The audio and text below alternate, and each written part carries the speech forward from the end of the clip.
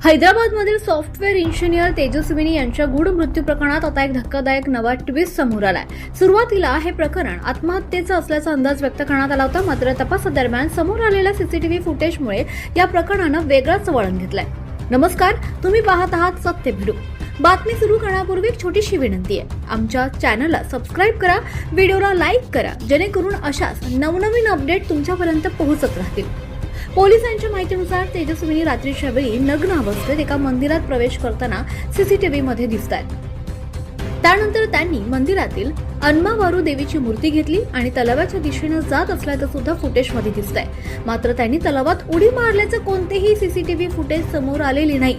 त्यामुळे मूर्ती नेमकी कुठे गेली आणि पुढे नेमकं काय घडलं याचा तपास सुरू आहे। दरम्यान पोलिसांनी तलावात त्या मूर्तीचा शोध सुरू केलाय। ती सापडल्यास तपासाला महत्त्वाचे धागे दोरे मिळू शकतात असा अंदाज व्यक्त केला जातोय। तपासात आणखी एक बाब समोर आली आहे। तेजस्विनी ज्या फ्लॅटमध्ये राहत होत्या त्याचे दररोजचे भाडे सुमारे 3,500 रुपये असल्याची माहिती समोर आली आहे। तसंच त्या इमारतीच्या वरच्या मजल्यावर लॉज असल्यानं त्या परिसरातील हालचालींची सुद्धा पोलिसांकडून कसून चौकशी सुरू आहे। याशिवाय त्यांचे आर्थिक व्यवहार, वैयक्तिक आयुष्य आणि कुटुंबियांकडून सुद्धा माहिती घेतली जाते। पोलिसांनी स्पष्ट केलंय की तपास अद्याप सुरू असून अंतिम निष्कर्ष आलेला नाही। या प्रकरणात पुढे आणखी कोणते धक्कादायक खुलासे होतात याकडे आता सर्वांचं लक्ष लागलंय।